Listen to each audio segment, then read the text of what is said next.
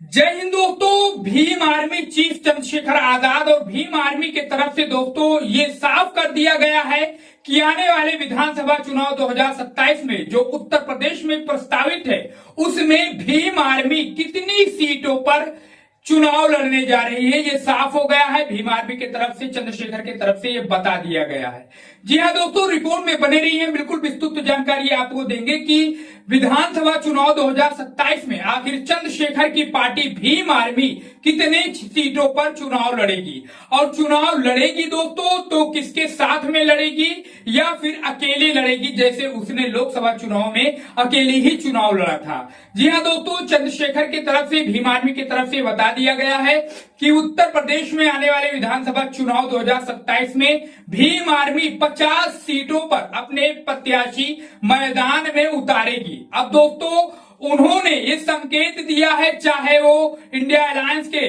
जो है दल हो, चाहे समाजवादी पार्टी हो, चाहे बीजेपी ही मान लीजिए, सभी को उन्होंने कंफर्म कर दिया है और ये इशारा कर दिया है, खासकर इंडिया अलायंस के नेताओं को जो है चेतावनी दे दी है। इस तरीके से जो है उन्होंने बताकर कि वो इस बार भीम आर्मी जो है 2027 के विधानसभा चुनाव में 50 प्रत्याशियों को चुनावी मैदान में उतारने जा रही है। अब दोस्तों इंडिया अलायंस के नेताओं को उन्होंने संकेत क्या दिया है, इशारा क्या दिया है, इसके बारे में हम वीडियो में बात करते हैं। साफ तौर पर दोस्तों जिस तरीके से उन्होंने कहा है कि वो 50 सीटों पर चुनाव लड़ने जा रहे हैं आने वाले विधानसभा 2027 में, तो अखिलेश यादव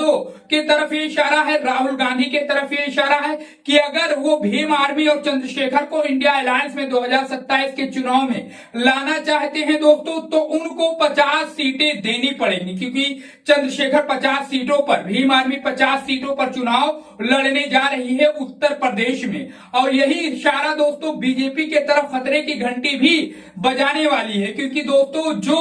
वोट बैंक जो है एससी एसटी पिछड़ी जातियों का जो मायावती जी का था वो बीजेपी के तरफ सरका था। अब भीम आर्मी के आने से दोस्तों उनकी जो बीजेपी का जो वोट बैंक है जो मायावती जी का था, अब वो भीम आर्मी के तरफ सरकेगा। और ये टेंशन दोस्तों अखिलेश यादव, राहुल गांधी को भी ये टेंशन देगा और उनके लिए टेंशन की बात भी है, क्योंकि 50 सीटें कम नहीं होती, जो प्रदेश में 403 सीटें हैं दोस्तों। और एक तरफ उन्होंने और भी एक इशारा किया है कि पिछले अलायंस में जो आरएलडी थी समाजवादी पार्टी के साथ में, उनको आरएलडी को अखिलेश यादव ने भारी भरकम सीटें दी थी चुनाव लड़ने के लिए 2022 के विधानसभा चुनाव में। तो अब चंद्रशेखर ने साफ कर दिया है, उन्होंने अपने रणनीति, अपनी बिसात बिछा दी है विधानसभा चुनाव उत्तर प्रदेश में 27 के लिए, और उन्होंने पूरे संकेत दे दिए हैं कि अगर आप हमें अलायंस में लाना चाहते हैं तो आपको हमें इतनी सीटें देनी होंगी। ये साफ संकेत